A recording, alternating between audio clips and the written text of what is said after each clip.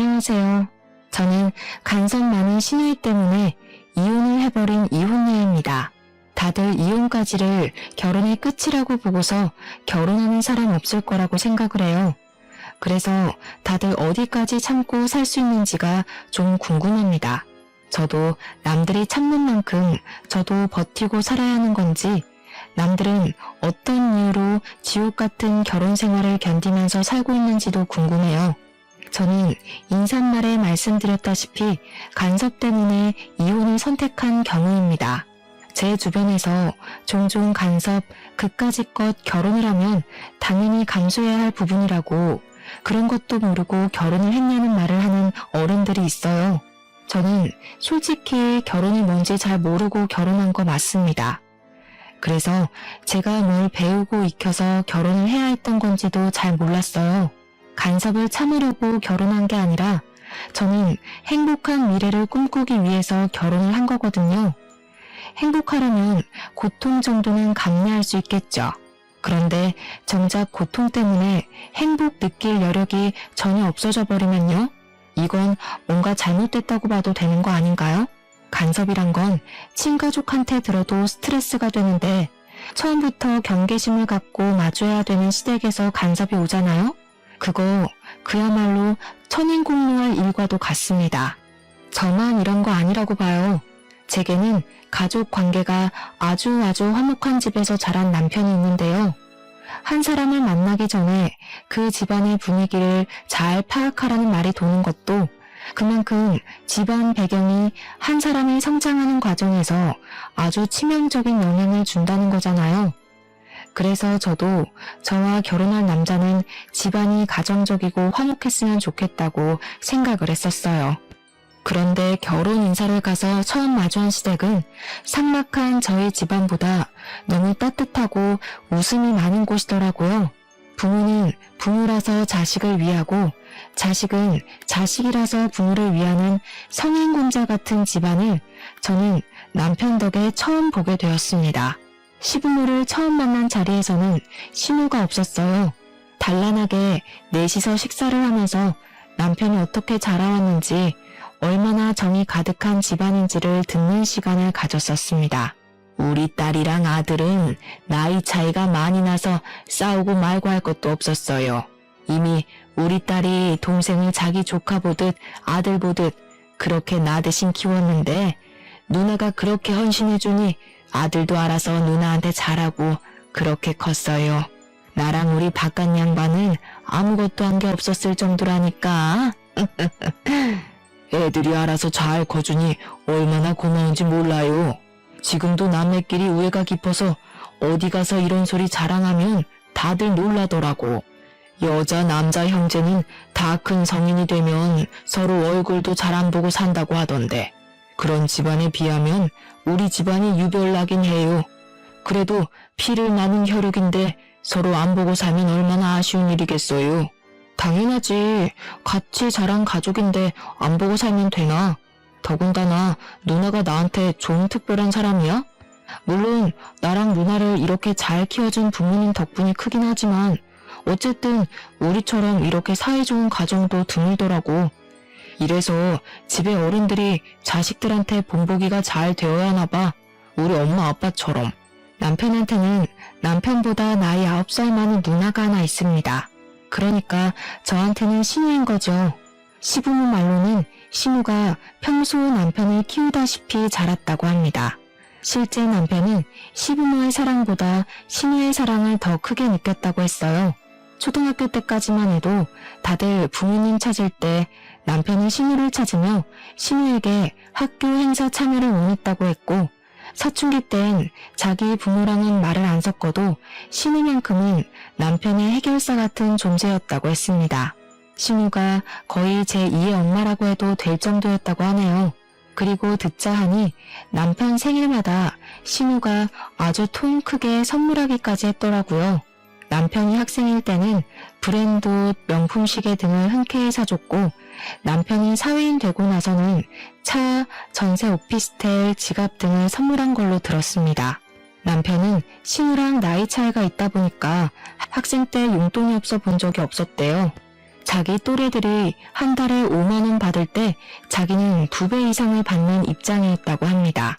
남편도 신우가 주는 마음을 알아서 늘 자기 누나한테 감사하며 살고 있다고 저랑 연애할 때 얘기한 적이 있었어요. 그렇게 시댁에서 가장 어화둥둥 소중하게 키워준 자식 제 남편이었습니다. 솔직히 너무 좋아 보였습니다. 부럽기도 했어요. 저는 형제자매가 없었음에도 불구하고 부모님이 맞벌이라서 저 혼자 집에 있는 경우가 더 많았거든요. 시부모는 남편이 사랑으로 키운 만큼 제게도 다정한 태도를 보여주셨습니다. 그래서 인사하러 간 자리에서 저도 모르게 제 있는 그대로의 모습을 많이 보이기도 했어요. 제가 남편 앞에서도 저의 내숭기 없는 모습을 저절로 드러내곤 했는데 이런 다복한 가정에서 자란 남편의 곁이 아무래도 제게 편안함을 주었다는 걸 깨닫기도 한 날이었습니다. 남편이 집안을 보고 나니 남편과의 결혼은 더 이상 고민할 게 없는 문제가 되었어요. 우리는 상견례까지 걱정 없이 진행이 되었고 아주 만족스러운 식을 올렸습니다. 그때까지만 해도 신우의 존재는 제게 그저 하나 있는 형님, 그 이상도 이하도 아니었어요. 하지만 신우와의 문제는 결혼을 하고 나서부터 터졌다는 거죠.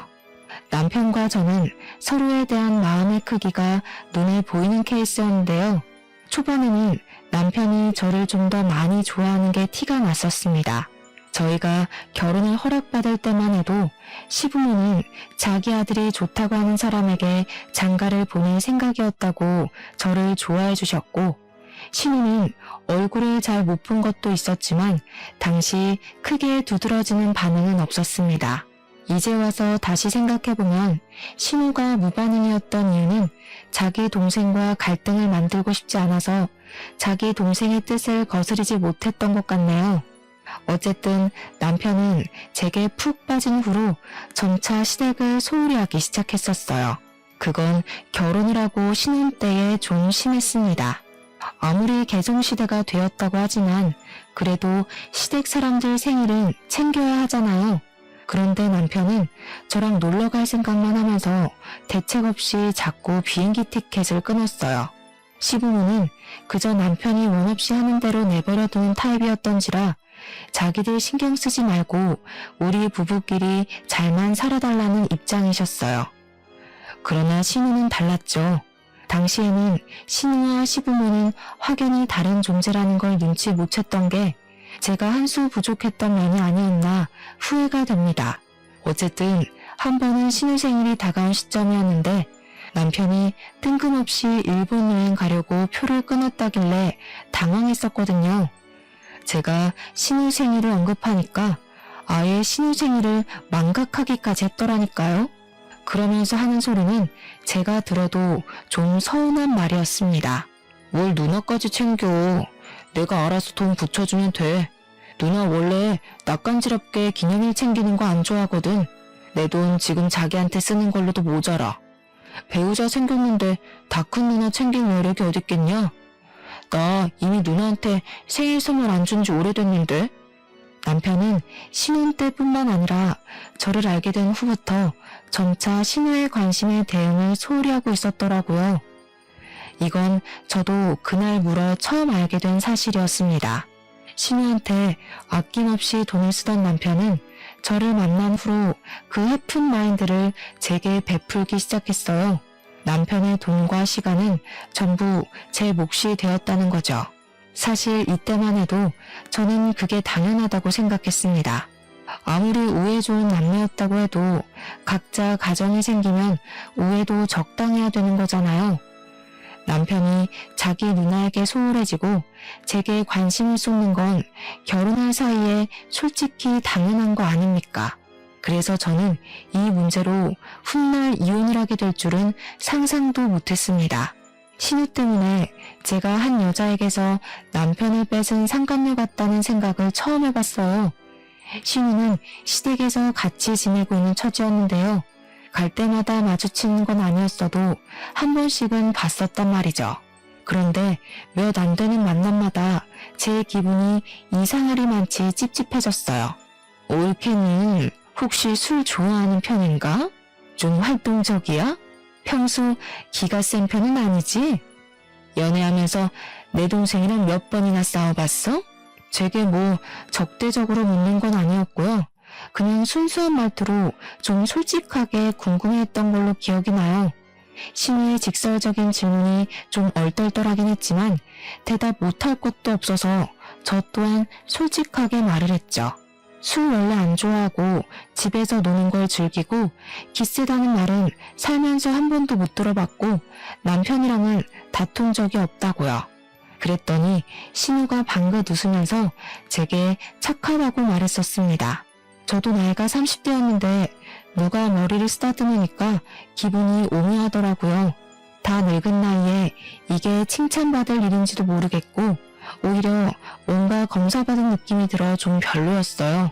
하지만 그 정도까지만 제 신경을 조금씩 긁었지 더 과감하게 선을 넘는 짓은 안 하더군요. 시댁에서 마주칠 때마다 남편과의 관계를 묻길래 솔직히 선을 넘어도 진작 넘겠구나 예측했었거든요. 어쨌든 그 뒤로 신우는 제게 착하다는 말을 입에 달고 살았습니다. 처음에는 저를 좋게 봐주시는구나 싶어서 그런 가벼운 칭찬도 감사하기만 했는데 반복적으로 듣다 보니까 이게 칭찬보다는 생활 비슷하게 들리더라고요. 역시나 다 이유 있었던 거였어요. 사람이 이렇게 교활한 짓을 할 수도 있다는 걸 저는 전혀 생각도 않고 있었습니다. 당장 생각나는 사건의 시작을 떠올려 보니 제가 모처럼 출근을 안 하고 쉬고 있는 날이 기억나네요. 그날은 아침부터 갑자기 신우가 들이닥쳤는데요. 제가 그때 아직 자고 있던 중이었습니다. 남편도 제가 쉬는 날인 걸 알고 있었고 쉬는 날에는 제가 늦잠 자는 걸 좋아한다는 것도 알고 있었어요. 그런데 여행 가는 경우 아니면 쉬는 날엔 제게 일찍 전화하지도 않던 남편이 갑자기 저를 깨우더라고요. 그러면서 하는 말은 신우가 찾아왔으니까 인사를 하라는 말이었습니다. 뭔 신우? 당시 제가 잠결에 들은 말이라 그저 꿈을 꾸는 줄만 알았어요. 하지만 신우가 곧 찬바람을 묻히고 온 옷차림 그대로 우리 안방까지 들이닥쳐서는 커튼을 치는 바람에 제가 눈살을 찌푸리며 일어나게 되었어요. 옳게 해가 중천에 떴어. 애도 아니고 아직까지 뒹굴고 있으면 어떡해? 새댁이 됐으면 새댁답게 쉬는 날 남편 밥도 일찍 챙겨주고 집안 정리도 좀 하고 그래야지. 신혼살림 시작한 지가 언젠데 아직까지 거실이 엉망이더라? 짐 정리 안 했어? 아직 시간 8시 정도밖에 안 되었을 시간이었습니다. 제 유일한 스트레스 해소법이 쉬는 날 늦잠을 자는 것인데 그걸 방해받으니까 순간적으로 열이 확 뻗치더라고요. 하지만 저는 감정대로 움직이는 사람이 아니기에 최대한 높아지려는 목소리를 가라앉혔습니다. 언제 오셨어요? 오신다는 연락은 못 받았는데 어제 연락 주셨으면 제가 집도 미리 좀 치우고 준비하고 있었을 텐데요. 우리 착한 올케. 거봐라 기성아. 네 와이프 착해서 괜찮을 거라고 했지? 아니 네 남편이 올케 너 쉬는데 오늘은 오지 말라고 하더라고. 근데 올케는 그런 거에 마음 꽁에 있는 사람 아니잖아. 내가 본 올케는 되게 착한 사람이던데 나 사람 보는 눈 좋거든. 올케 보니까 싫은 소리 잘 못하고 얘 엄청 바른 타입 맞지? 신우는 그날도 어김없이 저를 칭찬했는데 그 소리를 들으니까 알겠더군요. 저더러 착하다고 그리 입에 달고 살던 이유가 뭔지 이때 처음 느꼈습니다. 그러니까 신우는 우리 부부의 우위에 있으려고 하면서 자기 남동생을 향한 애정을 끊지 못해 간섭하려고 제게 착한 올케가 되어라 그리 세뇌시키는 거나 다름없었어요. 나쁘게 돌려 해석하면 자기 하는 짓에 입 닫고 토달지 말라는 뜻과도 같았죠. 물론 그것이 제 신경을 긁긴 했어도 분위기를 뒤집어 엎을 만큼 자극적인 건 아니라서 무시하고 넘겼습니다. 우선은 남편이 저질러 놓은 판을 해결해야 했어요. 제게 상의도 안 하고 신우를 집에 들인 남편에게 무척 화가 났지만 그건 눈앞에 닥친 상황을 끝낸 다음에 논하기로 하고 미뤄야 했습니다. 우리 집에 온 시댁 식구부터 대접을 해드려야 할 것 같아서 겨우 씻고 나왔는데 신우가 먼저 나서서 뚝딱뚝딱 아침을 준비하고 있더라고요. 그러더니 제가 씻고 나온 걸 알고는 저한테 이거 어디 있냐 저거 어디 있냐 질문을 많이도 했습니다. 조금만 찾아보면 어렵지 않은 곳에 다 있는데도 신우는 눈앞에 가위마저 어딨냐고 제게 꼬치꼬치 말을 걸었어요. 아유 안 되겠다. 내 집 아니라서 뭘 못하겠네. 집주인이 아침 준비 좀 해야겠어. 괜히 살림 주인 대신 나섰다가 올케한테 미움받으면 안 되니까. 나는 저기 물러나 있을게. 참, 내가 꽃게 사왔거든? 기성이가 꽃게탕 좋아하잖아. 이참에 올케 요리 실력도 좀 볼까? 아, 농담이니까 긴장하지는 말고. 그러면서 신우는 남편 있는 거실로 조르륵 나가서는 남편 머리에 지어진 까치집을 귀여워하고 있었습니다. 사이 좋은 남매 참 많이 부러워했었는데 저건 부러운 걸 별개로 재수가 없더라고요. 게다가 제가 꽃게를 씻는 동안 신우 혼자서 뭘 뚝딱뚝딱 거리고 있길래 기초공사라도 만들어 놓은 줄 알았더니 정작 손질된 건 아무것도 없었어요. 황당해서 남편이랑 신우 있는 곳을 몇 번이나 돌아봤더니 남편이 앉아서 제 눈치를 좀 보더라고요. 남편은 저를 하도 많이 관찰한 사람이었던지라 제 눈썹이 올라가기만 해도 제가 무슨 기분을 느끼고 있는지 다 아는 사람입니다. 아니나 다를까 제가 지금 굉장히 불쾌한 상태라는 걸 남편이 눈치챈 것 같더라고요. 저한테 오려는 남편이 엉덩이를 떼는 걸 봤는데 신우가 갑자기 남편한테 용돈을 주는 바람에 다시 엉덩이를 붙여안게 되었습니다. 신우는 남편에게 30만원 가량을 주면서 올케랑 옷 한 벌 해입으라고 선심을 보이고 있었어요. 솔직히 이제 와서 하는 말이지만 30만원으로 성인 남녀 옷 한 벌씩 사입으라는 거 저만 웃긴가요? 굉장히 대단한 용돈을 주는 것처럼 당당하게 봉투를 건네길래 저는 우리끼리 브랜드 점퍼나 하나씩 사입으라고 돈 좀 꽤나 주는 줄 알았습니다. 30만원이면 그냥 보세옷 사라는 거예요. 차라리 그 돈으로 맛있는 거 사 먹으라고 했다면 그 30만원의 가치가 좀 더 높게 보였을지 모르겠네요. 어쨌든 신우는 올 때마다 남편한테 소액의 돈을 찔끔찔끔 챙겨주었는데요. 아마 그걸 빌미로 더 자기 마음대로 하려는 낌새가 좀 보였어요. 자기가 돈을 주는 물주이니까 알아서 굽신거리라든지 자기가 우리 부부에게 투자를 해주고 있으니 참견할 만한 자격이 있다는 식이던지 말입니다. 그리고 신우는 돈을 줄 때 항상 제가 듣는 곳에서 말은 올케랑 같이 써 했지만 정작 뒤이어 붙이는 말들을 들으면 결국 그 돈은 전부 자기 동생한테 바치는 뇌물 같은 거였어요. 너 지난번에 차 수리해야 된다고 하지 않았어? 차 유지비가 돈 많이 들잖아. 거기 보탰어. 아니면 이번에 남자 신발 좋은 거 많이 나왔더라. 이참에 하나 사던지. 이런 식으로 남편 혼자서만 돈을 쓰도록 그 목적을 만들어주면서 용돈을 건넸습니다. 저야 뭐 더럽고 치사해서 그 돈이 욕심났던 적은 딱히 없었는데 신우의 은근한 여우짓이 눈앞에 보이니까 이게 스트레스가 되더라고요. 그 뒤로도 신우는 계속 우리 집을 출석하듯 찾아왔습니다. 남편은 처음엔 제 눈치를 보다가도 나중에는 당연하다는 듯 신우를 받아들였어요. 어떤 날에는 제가 집에 없는데도 남편이랑 신우 둘이서 우리 신혼집을 떡하니 차지해 영화를 보고 있는 게 아니겠어요? 그건 좀 아닌 것 같아서 신우가 집으로 돌아가고 남편한테 신우 문제에 대해서 얘기를 꺼낸 적 있었는데요. 솔직히 형님, 지금 선 넘고 있는 거야. 여보 잘 좀 생각해. 여기 당신 가족집 아니고 나랑 둘이 사는 신혼집이야. 내가 없는데 둘이 들어앉아서 시시덕거리고 있는 게 말이 돼? 야, 말이 좀 서운하다. 이 집 우리 누나가 해준 거 잊었어?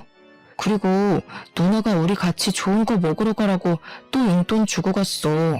요즘처럼 개인주의 세상에 이만큼이나 옳게 챙기는 신우가 어딨냐? 배가 불러도 단단히 불렀구먼. 너 진짜 복 받은 줄 알아야 돼. 내 친구 어떻게 사는지 보여줘? 남편이 지금 돌아가는 상황에 대해서 몰라도 너무 모르고 있는 게 눈에 보이더군요. 신우가 제게 미치는 정신적 요인은 전혀 눈치채질 못했고 그저 돈을 주는데 뭐가 문제냐는 식으로 눈만 씀뻑거릴 뿐이었습니다. 저더러 삐뚤게 생각하지 말라고 설득까지 하더라니까요. 물론 저희 신혼집 신우가 해준 거 맞습니다. 그런데 신혼집도 신혼집 나름 아닌가요? 다 썩어가는 빌라 하나를 매매도 아니고 전세로 덜컥 해준 거예요. 고작 이 정도로 콧대를 엄청 세우는데 제가 이걸 고마워해야 되는 건지도 솔직히 모르겠더라고요. 이렇게 선물 받았다 말하기 민망한 빌라일 줄 알았으면 신우가 집 해준다고 집은 신경 쓰지 말라던 남편을 멱살 잡고서라도 말렸을 겁니다. 그리고 남편이 말하는 용돈 말인데요. 물론 신우가 20-30만 원씩 남편에게 용돈을 주는 것 자체만으로는 문제될 게 없죠. 그런데 그걸 빌미로 판 벌리고 간섭하는 영역이 너무 크다는 게 스트레스인 겁니다. 남편에게 말해도 통하질 않으니 제 속만 타들어갔고 한편으로는 제가 정말 너무 꼬아서 생각하는 건가 싶기도 했어요. 하지만 신우가 드디어 선을 넘는 행동을 보이게 되었는데요. 우리 집을 들이닥치며 사생활을 관여하기 시작하더니 이제는 우리 부부 사이에 은밀한 영역까지도 관심을 가지더라고요. 너희들 궁합은 잘 맞니? 그런 거 안 맞으면 한쪽이 바람나. 아직은 피임해야 되는 거 알지? 내 동생 기반 좀 서면 애 낳는 게 좋을 것 같아. 너희 일주일에 몇 번 하니? 건강한 관계는 주에 한 번 하는 게 좋다던데. 내 동생 피곤할 테니까 달에 한 번으로 줄이자.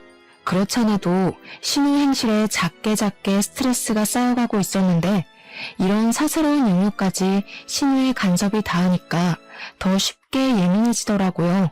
그날 퇴근하고 온 남편한테 속에 응어리를 시시콜콜 풀었더니 남편도 신우가 너무 깊은 부분까지 간섭하니까 당황하긴 했나 봐요. 제 말에 표정이 굳어지는 거 있죠? 그러면서 자기가 입장 표명을 확실히 해야겠다고 신우랑 당분간 연락을 끊겠다고 하더군요. 그래서 남편이 신우에게 난생 처음 따끔하고 단호하게 경고를 한 것 같았어요. 대충 그간의 사사로운 간섭에 대해서 멈춰달라고 했겠죠. 우리 일이니 우리가 알아서 하겠다. 뭐 그런 식으로 했겠죠.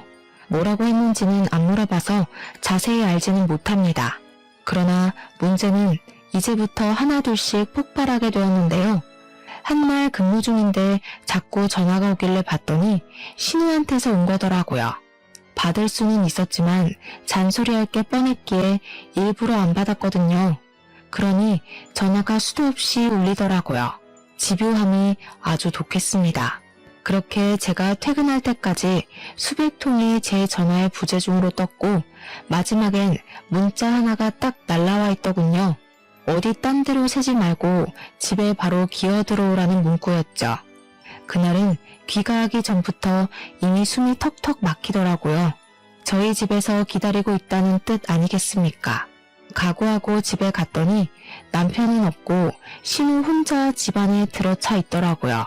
제가 가방을 내려놓으면서 인사를 하자마자 신우가 저한테 성큼 다가와서는 썩은 미소를 보였습니다. 착하다 해줬더니 순여시가 따로 없었네. 너 때문에 나랑 내 동생 사이 틀어졌거든? 대체 내 동생한테 뭐라고 짓거렸냐? 용돈 주고 집안 살림 챙겨주고 끼니 신경 써주고 내가 그것밖엔 더 했어? 올케는 이런 호의를 무례라고 보는 이상한 정신을 갖고 있나 봐? 저 착한 적 없는데요. 형님이 착하다 그렇게 착각하신 거겠죠. 남편도 형님이 사사건건 간섭하는 거 불쾌하던데 모르셨나 봐요? 형님이 별 사생활까지 다 간섭질한다면서 징그럽답니다. 대체 얼마나 길을 늘려놨으면 남편이 이런 사사로운 감정까지도 말 못했을까요? 진짜 남일 맞아요? 상하관계 아니고 남의 집에 혼자 들어앉아 있는 것도 화가 났던지라 저는 더 필터링 없이 말을 깠습니다. 그러니까 신우가 부들부들 떨더니 이 악물고서 제 기싸대기를 날리더라고요. 꼴에 나이 먹고 힘만큼은 제대로 길러놨나 봐요. 제가 바로 중심 잃고 넘어져 버렸잖아요. 내 동생한테 어울리지도 않는 년을 군말 없이 내버려뒀더니 뭐라고? 네가 우리 남매 사이를 얼마나 안다고 지적질이야? 이 잡년아. 기가 차서 말도 안 나온다. 너 내 동생이랑 갈라설 준비해라. 그러고 신우는 제 대꾸를 들을 생각도 없이 집을 쌩 나가버리더군요. 그럼 저는 신우에게 못 푼 화를 그날 퇴근하고 온 남편을 붙잡아 또 불같이 따졌습니다. 그러니 이제는 남편 말이 자기도 내 불평 들어주기 지친다고 짜증을 내는 게 아니겠습니까? 솔직히 나는 누나랑 문제없이 잘만 지냈잖아. 그럼 네가 이상한 거 아니야? 누나가 뭐 틀린 말 했어? 용돈 준 거 맞고 우리 맞벌이 하니까 끼니 신경 써주는 것도 고마운 거고 살림살이 신경 써야 될 마누라가 바깥을 놔두니까 누나가 대신해서 관리해주겠다는데 뭐가 그렇게 불만이야? 오히려 네가 누나한테 고맙다고 돈을 줘도 시원찮을 판이거든? 등신 같은 놈. 지 누나 치마 폭에 가려서 앞 못 보는 줄도 모르네. 다 큰 새끼가 누나한테 우쭈쭈 받는 걸 사이좋은 거라고 생각하고. 진짜 우습다. 형제자매 없는 게 이렇게 서러운 적은 또 처음이야. 있었다면 네가 이 잡치는 내 기분을 개미똥만큼이라도 느껴봤겠지? 집안 화목한 거랑 애정 과잉은 다른 건데 내가 널 잘못 봐도 한참을 잘못 봤다. 말 다 했냐? 누나가 너랑 갈라서라는 거 겨우 비니 맞춰서 달래놨더니 말 그딴 식으로밖에 못해? 내가 평소에도 너 때문에 누나 앞에서 얼마나 곤란한지 알아? 나한테 누나는 부모님이나 다름없는 존재라고 했잖아. 부모랑 다름없는 거지. 그게 진짜 부모님이냐? 그리고 비위를 왜 맞춰? 누가 맞추래? 누나 부하이면 부하답게 누나가 시키는 대로 해. 네 누나가 너랑 나 갈라놓고 싶다잖냐. 난 더 이상 그 여자한테 놀아나기 싫으니까 너 혼자 평생 누나 손바닥 위에서 주물럭거려줘라. 그러면서 제가 먼저 이혼 제안을 했더니 버럭하던 남편이 순간 흠칫하더군요. 남편은 제가 먼저 이혼을 요구할 거란 생각을 안 했던 것 같았어요. 그러거나 말거나 저는 그대로 돌아섰고 남편이랑 저녁도 먹지 않았습니다. 그날 우리는 각방을 쓴 뒤 다음날 이혼 서류를 준비하려고 했어요. 그런데 참 고맙게도 신우가 아침 일찍 출석해서 우리 집 초인종을 눌러주더라고요. 원래는 신우가 우리 집 비번도 알고 있는 것 같았는데 제가 새벽에 몰래 번호를 바꿔놨거든요. 남편이 우리 이혼하는 거 신우한테 말했을 거고 그러면 이렇게 무작정 찾아올 것 같았으니까요.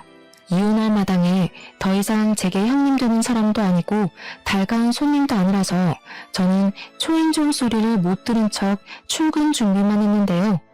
그러니 남편이 양치를 하다가 후다닥 나가서 문을 열어주더라고요. 어머머, 집에 사람이 없니? 왜 씻다 말고 나와서 문을 열어? 집에 개념 없는 여자가 살고 있으니까 이렇게 남자가 고생을 한다. 우리 기성이 바쁜데 여자까지 잘못 만나서 이게 뭔 고생이야? 불쌍한 내 새끼. 남자가 대문 열면 안 되는 법이 신우만의 법전에는 있나 봅니다. 어쨌든 신우가 아침 대바람부터 찾아온 이유는 역시 저희 이혼 때문이었어요. 고맙게도 직접 이혼 서류를 챙겨왔더라고요. 굳이 제 수고를 드리지 않아도 되었잖아요. 그 친절함에 감동해 눈물이 날 뻔했습니다. 신우는 오자마자 합의 이혼을 하고 이래라 저래라 또 명령질을 하기 시작했는데요. 내용이고 뭐고를 떠나서 목소리가 그냥 진짜 듣기 싫었어요. 근데 남편은 역시나 누나 말이 법이라고 보는 사람이라 신우가 시키는 대로 도장을 찾아오고 볼펜을 찾아오고 아주 충성스러웠습니다. 그 모습을 지켜보는데 그동안 제가 남자랑 산 건지 남아랑 산 건지 헷갈리더군요. 뭐 그러거나 말거나 저는 일단 출근이 바빠서 준비만 하고 있었어요. 그러니 신우가 그런 저를 얌전히 내버려뒀을 리 있겠습니까? 옳게? 아, 이제 옳게도 아니지. 야, 귓구멍 막혔니? 와서 도장 찍으라잖아. 왜? 이제야 네가 뭘 좀 잘못했다는 생각이 들어? 이혼 못하겠니? 그럼 머리 받고 용서 좀 빌어보던가. 네 진심이 얼마나 전해지느냐에 따라 내가 이 이혼 없던 걸로 해줄 수도 있어. 신우 목적은 사실 이혼이 아니라 저거였던 듯 싶었습니다. 저를 끝내 무릎 꿇리고 싶었나 봐요.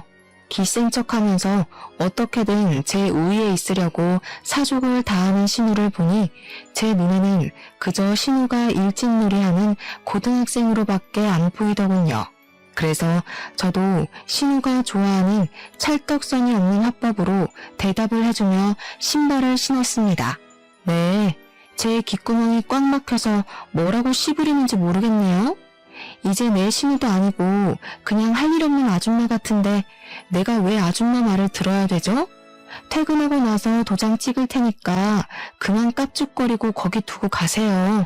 그러고는 그대로 나와버렸더니 문 밖으로 신우가 비명을 지르는 게 들렸습니다. 악에 받쳐서 소리를 지르던데 목청 한번 좋더라고요.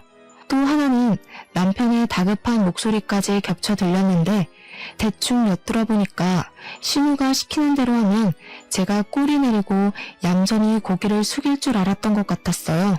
아 뭐야, 와이프가 꼼짝도 안 하잖아. 누나가 이렇게 하면 다 된다며. 나 이혼까지 하기 싫단 말이야. 퇴근하고 도장 찍겠다는데 이제 어떡할 거야? 그렇게 사이좋던 남매가 투닥거리는 걸 밖에서 엿들으니까 속이 꽤 시원하더라고요. 어쨌든 퇴근하고 돌아와서 좀 조용한 분위기에 도장을 찍어야지 생각하고 있었는데요. 제가 신우에 대해서 간과한 게 하나 있었더라고요. 신우가 어마어마한 쌍년이라는 걸 잠시 망각했던 겁니다. 퇴근하고 집에 들어갔더니 신우가 출근 전에 봤던 그 몰골 그대로 집에도 안 가고 기다리고 있는 거 아니겠습니까? 근데 황당한 건 제 짐을 전부 신발장으로 다 내던져 놨더라고요. 옷은 여기저기 짓밟혀서 더러워진 상태였고 화장품도 반 이상은 깨져 있었습니다. 신우는 제가 그 꼴을 보고 단단히 충격을 먹었을 거라고 생각했나 봐요. 저를 업신여기며 제 반응을 지켜보는 표정이 딱 그렇게 설명을 해주더라고요. 그 옆에서 남편은 그저 저를 흘겨보고 있었는데 그게 저한테 초조하거나 미안하다는 얼굴은 절대 아니었어요. 약간 꼴 좋다? 그럴 줄 알았다? 그런 느낌으로 저를 가소롭게 보고 있었습니다.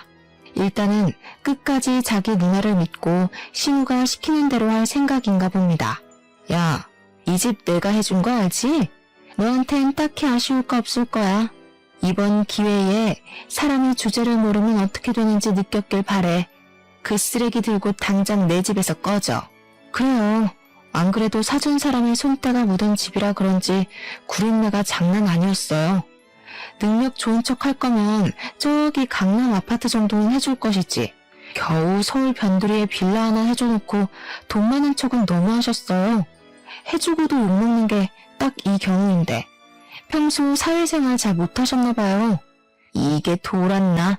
내 동생 혼자 사는 거면 당연히 강남 아파트 해줬어. 웬 거지 같은 년이 같이 기어 들어와 사는데 내가 처음부터 네 눈깔 높여주고 싶었겠니?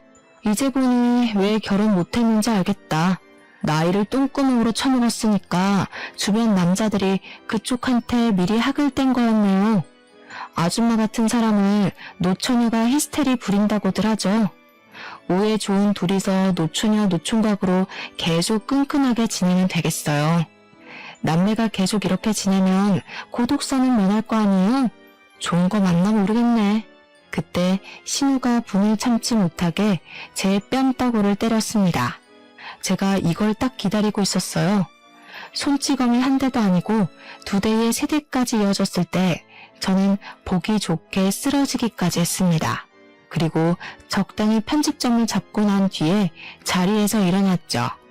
이럴 줄 알고 혹시나 해서 전날 새벽에 카메라 하나를 설치해놨는데 정말 다행이었어요. 괜히 카메라 값만 날리는 줄 알고 조마조마했거든요. 제가 알아보니까 결혼 파탄 사유에 시댁의 부당한 대우가 속해 있다면 그걸 유책 사유로 쳐서 소송권으로 이혼이 가능하다고 하더라고요. 하마터면 억울하게 합의 이혼해 줄 뻔했지 뭐예요? 오늘따라 왜 이렇게 질질 끄나 몰라. 지금 안 때렸으면 이혼 미룰 뻔했잖아요. 덕분에 카메라에 잘 담겼으니까 이젠 인간 대 인간으로 갑시다. 일방적으로 맞기만 하는 건 사실 제 타입 아니거든요. 저는 바로 신우 뺨을 날린 후 머리채를 잡고 잡아뜨렸습니다. 그리곤 그동안 간섭을 당할 때마다 휘두르고 싶었던 마음을 담아서 들고 있던 가방으로 마구마구 내리쳤어요. 그러자 놀란 남편이 와서 저를 확 밀어내더니 뭐 하는 짓이냐고 소리를 지르더군요. 이거 순 깡패 아니야? 야, 그래, 이혼하자 해. 내가 여자랑 살길 바랬지 어디 깡패냥 끼고 한 이불이나 덮을 수 있겠어? 진짜 소름 끼친다. 사람이 어떻게 적당선을 모르고 그렇게 깝죽거리냐? 야, 너 처가에서 그딴 식으로 배웠냐? 제 발로 제 앞에 찾아와준 남편을 보니 그 면상이 그날따라 더 못나 보이는 거 아니겠습니까? 꼴도 보기 싫어서 가방으로 얼굴을 날려버렸습니다. 우리 부모님이 너무 잘 가르친 거지. 대화로 안 통하는 새끼들은 이렇게 사랑의 매로 다뤄줘야 생각이란 걸 한다더라고. 너희들은 부모한테서 얼마나 좋은 양식을 얻어먹었길래 둘이 쌍으로 답이 없냐? 누가 남이 아니랄까봐 거지 같은 것도 매한가지다 참. 남편이 자기 맞은 게 억울한지 저한테 손을 올리려고 하던데 이미 그럴 거라 예상은 했거든요. 그래서 제가 먼저 들고 있던 가방으로 그 얼굴을 한 번 더 밀어버렸죠. 합의 같은 건 꿈도 꾸지 마. 나 정신적 손해배상까지 청구할 거야. 이 거지 같은 빌라도 위자료로 다 뱉어내야 될걸? 아줌마, 그렇게 돈으로 동생 조종 잘하더니 어디까지 동생 뒤 봐줄 수 있을지 한번 보여줘 봐요. 전세 빌라밖에 못해주는 졸부 재력 최대한 짜내봐야 될 거예요. 그렇게 저는 신혼집 같지도 않던 그 썩은 빌라를 나오게 되었습니다. 이미 쓰레기가 되어버린 제 짐도 그 집에 어울릴 것 같아서 그냥 기부를 하고 나왔어요. 그 집이 방음이 얼마나 안 되면 3층이었는데 제가 1층으로 내려갈 때까지도 신우가 고래고래 비명 지르는 게 다 들리더라고요. 어쨌든 저는 다음날 바로 변호사 만나서 증거될 만한 자료를 모두 제출했습니다. 남편에겐 이혼 소송을 했고 그뿐만 아니라 신우에게도 폭력죄, 협박죄, 정보통신망법 위반 등 제 선에서 할 수 있는 건 전부 다 고소 때렸어요. 시댁의 가장은 신우였는데 남편 차도 할부로 사준 주제에 얼마 안 되는 돈으로 얼마나 자부심을 부릴 수 있을지 좀 궁금하긴 하더라고요. 아니나 다를까 제 궁금증을 친히 풀어주려고 시부모께서 나서주신 거 아니겠습니까? 늘 남편 하고 싶은 대로 하고 살도록 손을 놓고 있었다는데 제가 보기엔 손을 놓았다기보단 전적으로 신우한테 남편 관리를 맡겨놓은 것 같았어요. 저희가 이혼을 한다고 했을 때도 신우만 난리를 부렸지 시부모 쪽에서는 별다른 반응이 없었거든요. 그런데 신우로 해결이 도둑 나버리니까 시부모가 뒤늦게야 나설 모양이더라고요. 제가 결혼 생활 내내 본 적 없던 시부모의 실체를 이혼하고 나서야 알게 된 게 얼마나 다행인지 몰라요. 괜히 그 나물에 그 밥이라는 말이 나오는 게 아닌가 봐요. 신우랑 남편 같은 자식이 만들어지려면 그렇게 자원을 주는 부모가 있어야 가능했을 거잖아요. 어쩜 한부모 자식 하는 짓이 그리도 똑같은 건지. 한날 시부모가 제가 어디 살고 있는지 모르니까 제 근무지를 찾아왔나 보더라고요. 제가 퇴근해서 주차장을 갔을 때 아주 기가 막힌 장면을 봤어요. 다 끝난 줄 알았던 골칫거리가 눈앞에 또 재발하니 겨우 털어낼 스트레스마저 다시 들끓는 느낌이었습니다. 시부모가 용케도 제 차를 찾아내 장난질을 해놨더라고요. 제 하얀색인데 아주 색깔별로 라카치를 예쁘게도 해놨지 뭡니까. 차에 그려진 낙서는 온통 돈에 눈이 멀어서 남편을 벌었네, 예우도 모르는 년, 이혼녀 꼴로 얼마나 잘 먹고 잘 사는지 보자 등등 자기 아들과 갈라선 것에 대한 원망이 한가득 적혀 있었습니다. 그리고 바퀴도 2개나 펑크나 있었고요. 그걸 사진으로 다 찍으면서도 기가 차서 계속 웃음이 나왔어요. 주위에서 사람들이 저를 힐끗거렸었는데 저는 원래 주변 시선에 둔감한 편이라 딱히 쪽팔린 건 없었습니다. 다만 수리비가 꽤 나오겠다는 것과 당장 차를 못 타게 생겼다는 짜증이 확 치밀었죠. 당연히 수리비는 제가 감당할 생각 추호도 없었습니다. 다행히도 시부모가 멍청했기에 일은 쉽게 해결되었어요. 시부모가 며느리 마지막 배웅하는 길에 보너스라도 챙겨주고 싶었나 봐요. 이렇게 깜짝 범죄를 저질러 주시니 말이죠. 블랙박스에 고스란히 찍힌 증거물 때문에 경찰에 신고를 하더라도 경찰이 수고스럽게 범인을 찾을 필요도 없어서 더없이 좋은 선물이었습니다. 그 자리에서 신고는 신고대로 했고 저는 스프레이 냄새 가득 나는 차 안에서 시부모한테 전화를 걸어봤어요. 시부모가 저를 기다렸는지 제 전화를 받자마자 성량을 키우더라고요. 어디서 이런 속물에 찌든 애가 우리 집에 들어와서는 내 아들을 망쳐? 네가 감히 내 자식들한테 손을 댔다면서? 내 새끼들 나도 훈육 한번 해본 적이 없는 귀한 자식이야. 착고락선이 봤지? 당장 고소 취하 안 하면 그게 겨우 시작인 줄 알아야 될 거다. 네, 그러세요. 고소 취하는 안 할 생각이니까 더 해보시라고요. 제 차 생각보다 손 많이 보셨던데 똥 싸지르기만 할 줄 알지 치울 줄 몰라서 어떡해요? 저 방금 재물손괴죄로 신고하고 연락드리는 거예요. 이미 청구된 돈이 많아서 등골 빠졌을 텐데 제 차까지 해결하려면 당분간은 쌀밥에 간장만 찍어 드셔야겠어요. 뭐야? 우리가 너더러 내 자식들 갖고 놀라고 결혼시킨 줄 알아? 감히 어른까지 협박하고 말이야. 어디 신고해봐라. 우리라고 신고 못할 줄 아냐? 내 새끼들 건드린 죄값은 내가 평생 눈 감을 때까지 쫓아다니면서 치르게 할 거야. 그렇게 아끼는 자식들인데 발목을 더 붙잡으시면 어떡해요. 그러니까 생각을 하시고 일을 저질렀어야죠. 다 늙어서 유치하게 낙서가 뭡니까 낙서가. 제가 경찰한테 친히 그쪽 집 주소 알려줘서 곧 찾아갈 거예요. 옷 따뜻하게 입으시고 자식들 손잡고서 경찰 선생님들 따라가세요. 화목한 가정에서 다 같이 건강하게 자란 식구들인 줄 알았는데 이렇게 부작용이 있을 수도 있다는 건 정말 몰랐습니다. 결혼하기 전에 시댁 방문을 많이 해봤더라면 제가 결혼이란 실수를 안 저질렀겠죠? 시부모가 자식을 너무 과잉 사랑하는 게 문제이긴 했지만 한편으로는 그게 장점이기도 했었는데요. 시부모가 자식의 뜻을 너무 존중해주는 덕에 저희 결혼 생활에 관심을 놓고 있었잖아요. 신우한테 자신들의 권한을 다 위임해서 보고받고 있었는지는 모르겠다만 신우 한 사람이랑만 실랑이를 벌였던 건 불행 중 다행인 점이 아닌가 뒤늦게 그런 생각이 들었어요. 아무튼 저는 그 일이 있고 9개월이 지난 현재 일상생활을 완벽히 복구하였습니다. 제 인생에 결혼이 있긴 있었나 싶을 만큼 싱글의 삶을 너무 만족스럽게 살고 있어요. 결혼도 한 번 갔다 오니까 두 번까지는 환상이 안 생기더라고요. 이혼이란 아픔이 제가 살아가는 길에 긍정적인 걸음이 되었다고 생각하면 그게 그리 막 아픈 것도 아니었고요. 오히려 제 삶에 더 집중할 수 있는 계기가 되지 않았나 싶어요. 저도 저지만 이번 기회에 저 애정과다 집안에서 색다르게 깨우치는 게 있었길 바라네요. 아마 자기네들이 뭘 잘못했는지도 모르고 있을 가능성이 크지만 말이에요.